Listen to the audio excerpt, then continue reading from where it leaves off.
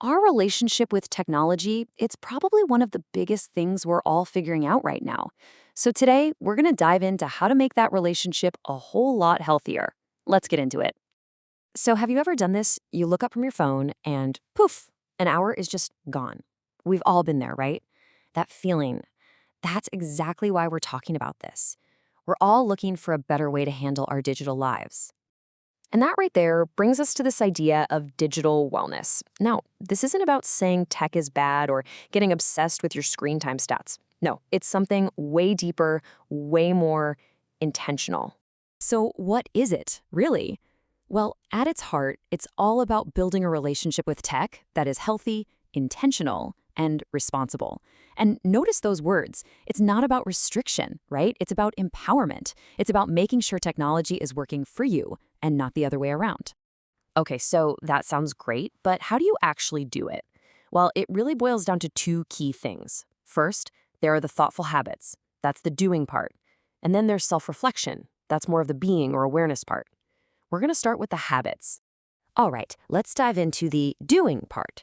Think of these as the practical, hands-on habits you can start building right away to make a real difference in how you interact with technology. So the sources lay out four really key habits. First, taking actual digital breaks. Second, planning some screen-free activities. Third, and this is a big one, protecting your sleep. And the last one, honestly, this might be the most important, using tech responsibly, which means having a clear purpose when you go online. Just asking yourself why you're picking up your phone. That one little question can change everything. And that idea of purpose brings us to a really crucial point. Not all screen time is the same. There's a huge difference between active and passive screen time, and it really shows that the quality of your time online matters so much more than the quantity. And here's the perfect way to think about it. On one hand, you've got active and beneficial use. Think about a video call with a friend. You're connecting, you're creating a moment. It's engaging. On the other hand, you have passive use. We all know this one, the endless, mindless scroll. It's just consuming, and honestly, it often leaves you feeling kind of drained and disconnected. Okay, so once you start thinking about those habits, we can move on to that second piece of the puzzle, self-reflection. This is where we shift from the doing to the being. It's all about building an awareness of how our time online actually makes us feel.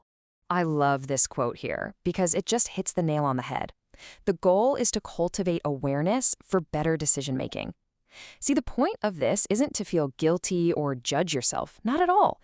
It's just about gathering data on you.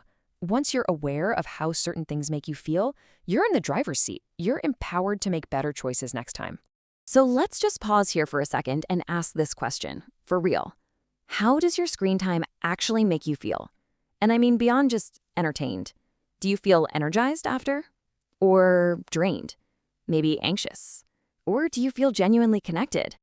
And to help you figure that out, there's this really simple but super powerful exercise you can do. It's basically just a way to connect the dots between what you do online and how you feel inside. It's literally just two steps. First, just jot down your common online activities. The stuff you do on autopilot. Then, for each one, just be honest and write down how it made you feel. That's it. It's that simple. And check this out. Here's an example of what that could look like. You've got video call with friend, and the feeling is happy, connected. Then there's scrolled social media, and the feeling is distracted, a bit down. And watched a documentary makes you feel curious, engaged. Right away, you start to see these patterns, don't you? You can literally see the link between active, purposeful use and feeling good. And really, that's what this whole thing is about. It's about making that shift from being a passive consumer of content to being an active, thoughtful user of your own technology. When you combine those good habits with that self-awareness, you get to consciously choose the things that actually make your life better. So I want to leave you with one final question to think about. After everything we've talked about today, what's one thoughtful choice you can make with your tech? Not tomorrow, not next week, but the very next time you pick it up. Thanks so much for joining me for this explainer.